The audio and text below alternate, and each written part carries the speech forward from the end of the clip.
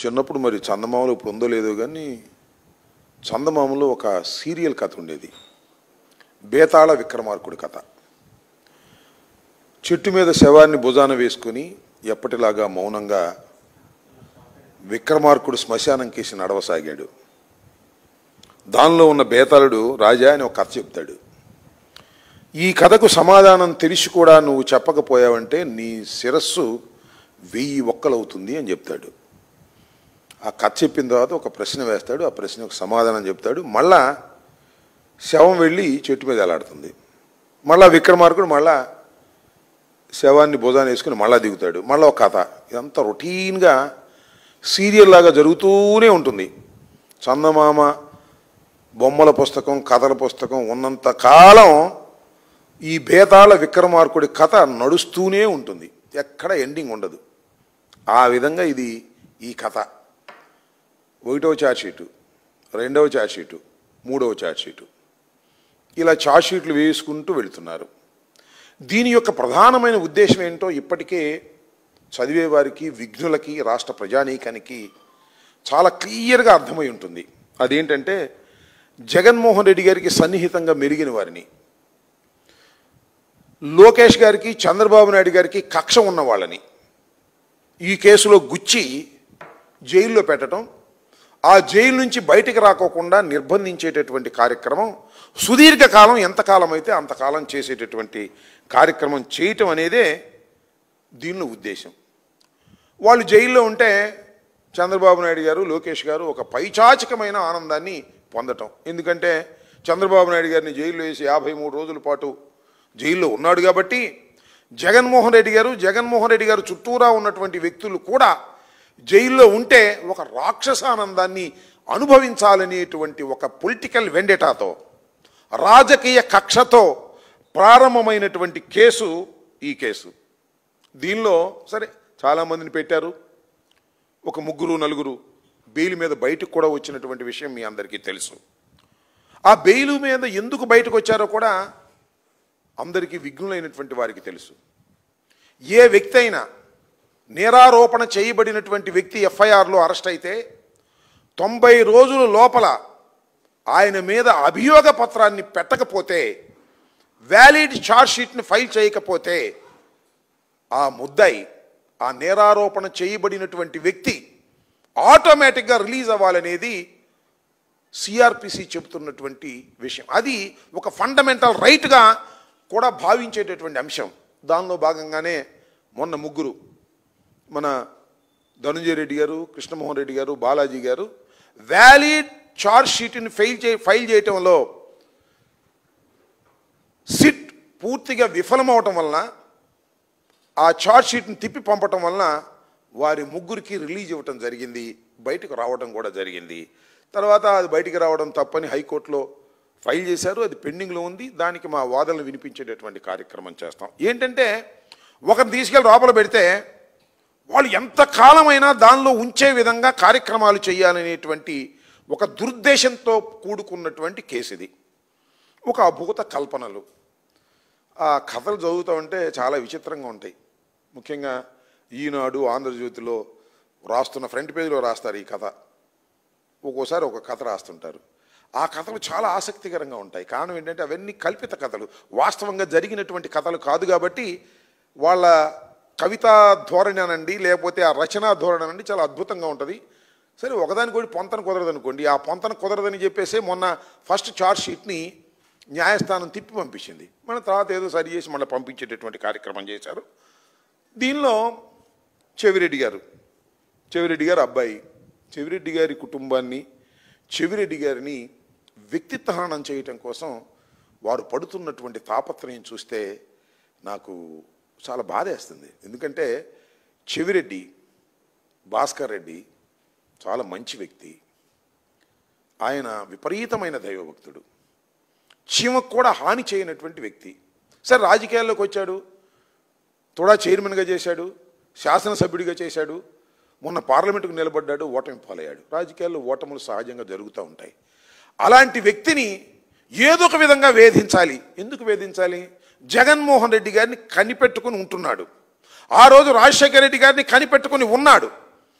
రాజశేఖర రెడ్డి గారు ఏది ఆదేశిస్తే అది చేశాడు, జగన్మోహన్ రెడ్డి గారు ఏది ఆదేశిస్తే అది చేస్తున్నాడు అనేటువంటి కక్షా కార్పణ్యంతో ఇవాళ చెవిరెడ్డి భాస్కర్ రెడ్డి గారిని వ్యక్తిత్వంగా హననం చేయాలి, బురద జల్లాలి అనేటువంటి కార్యక్రమం. ఎందుకంటే చెవిరెడ్డి భాస్కర్ రెడ్డి గారితో నాకు 20 సంవత్సరాల పైచిలకు పరిచయం ఉంది. ఎప్పుడు తప్పు చేయనటువంటి వ్యక్తి, దైవాన్ని నమ్మినటువంటి, పూర్తిగా దైవాన్ని నమ్మినటువంటి వ్యక్తి. ఆయన మీద ఇవాళ లిక్కర్ కేసు పెట్టి మీరు ఆయన్ని విపరీతంగా వేధించేటటువంటి కార్యక్రమం చేస్తున్నారు. ఆయన్నే కాదు, ఆయన కుటుంబాన్ని కూడా వేధించాలని, ఆయన కుమారుణ్ణి కూడా దీనిలో పెట్టాలనేటువంటి ప్రయత్నం చేస్తున్నారు. సరే, రాజకీయాల్లోకి వచ్చిన తర్వాత కొంతమంది వ్యాపారాలు చేసుకుంటారు, కంపెనీలు ఓపెన్ చేస్తారు. భాస్కర్ రెడ్డి గారు కూడా అలాగే వ్యాపారం చేసుకున్నాడు, కొన్ని కంపెనీలు స్టార్ట్ చేసుకున్నాడు. ఆ కంపెనీలు లావాదేవీలన్నీ కూడా బహిరంగంగా చూపించాడు, ఇన్కమ్ ట్యాక్స్కి చూపించాడు, వారికి పన్నులు కట్టాడు. అంత చట్టబద్ధంగా చేసినటువంటి కంపెనీలంట డొల్ల కంపెనీలంట. ఇవాళ డొల్ల కంపెనీ అని చెప్పేసి దానికి ఒక ముద్ర వేసి ఇవన్నీ డొల్ల కంపెనీలు కేవలం డబ్బులు మార్పిడి చేయడం కోసమే పెట్టారనేటువంటి మాట మాట్లాడతారు. అంతేకాదు, భూములు కొన్నారట, కొన్న భూములు పెరిగాయట, పెరిగిన భూములు అమ్ముకున్నారట. భూములు కొంటే పెరగవా? ఇప్పుడు పెరగటం లేదులే. చంద్రబాబు నాయుడు అధికారంలోకి వచ్చిన తర్వాత భూమికి ధరలు పెరగటం లేదు. కానీ అంతకుముందు సెంటు 10,000 రూపాయలు కొంటే ₹1,00,000 అయినటువంటి సందర్భాలు ఉన్నాయి. అక్కడ దాకా ఎందుకు? చంద్రబాబు నాయుడు గారు ఇక్కడ కొన్నాడు కదా, ఎన్ని ఎకరాలు, 5 ఎకరాలు 2 ఎకరాలు కొన్నాడు. ఎంత కొన్నాడు? నాకు తెలిసి 60,000 70,000 గజం పెట్టి కొన్నాడు.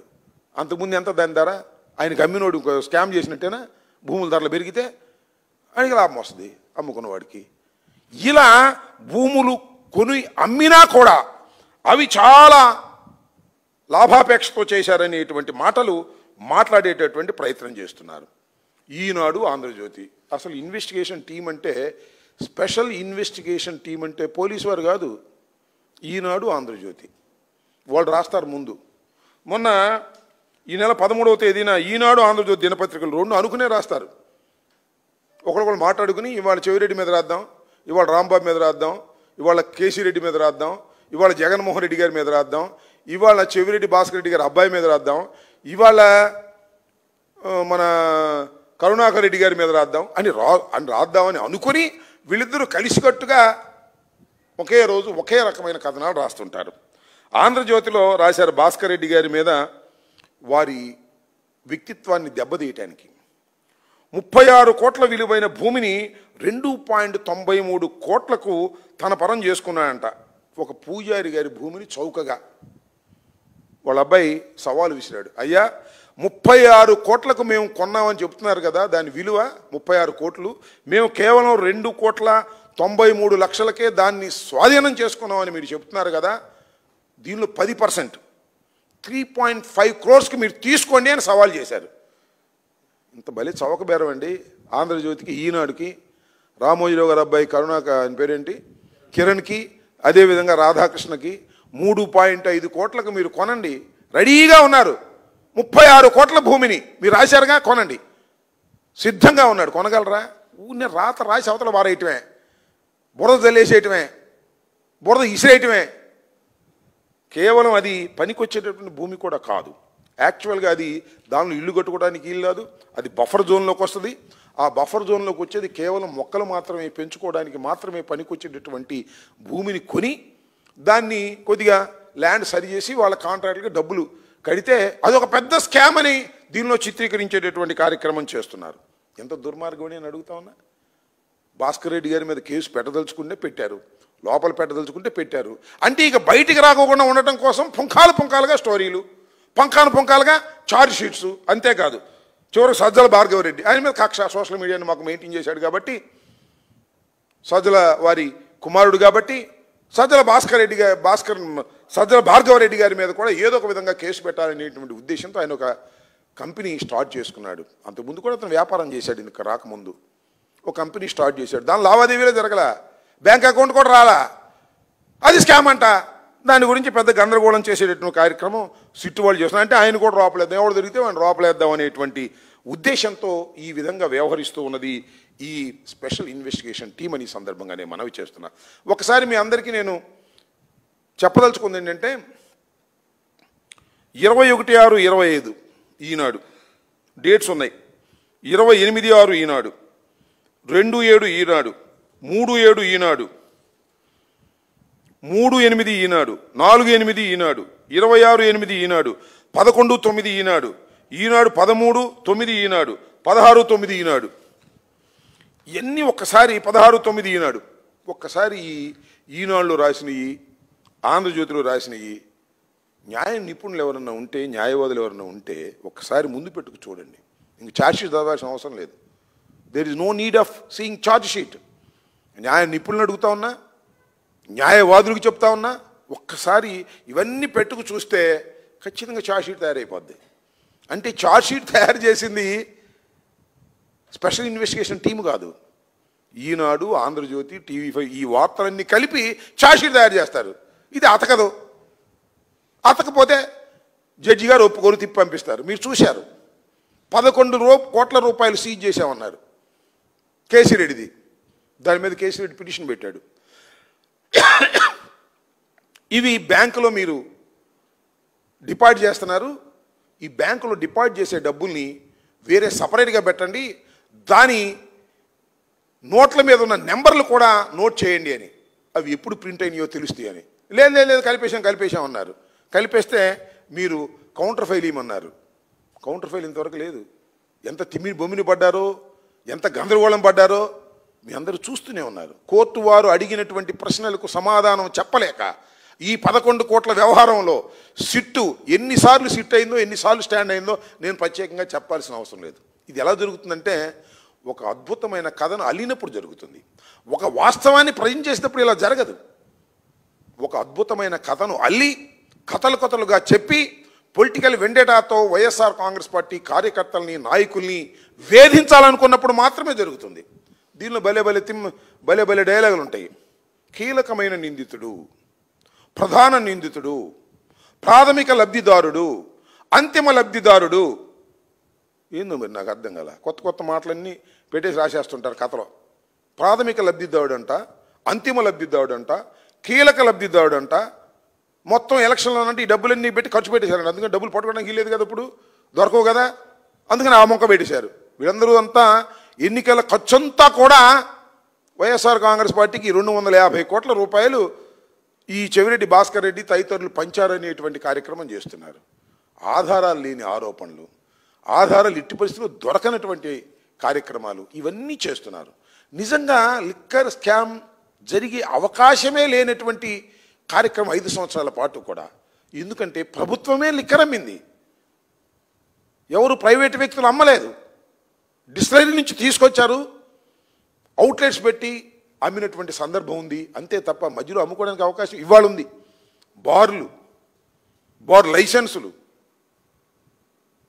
బార్ లైసెన్సులో మళ్ళీ పెంచటాలు రేట్లు, తగ్గించడాలు మళ్ళీ రేట్లు. ముందేమో షాపులు పెట్టారు, షాపులన్నీ పాడుకున్న తర్వాత రేట్లు పెంచారు వాళ్ళకు అనుకూలంగా, కిక్ బ్యాక్స్ తీసుకొని.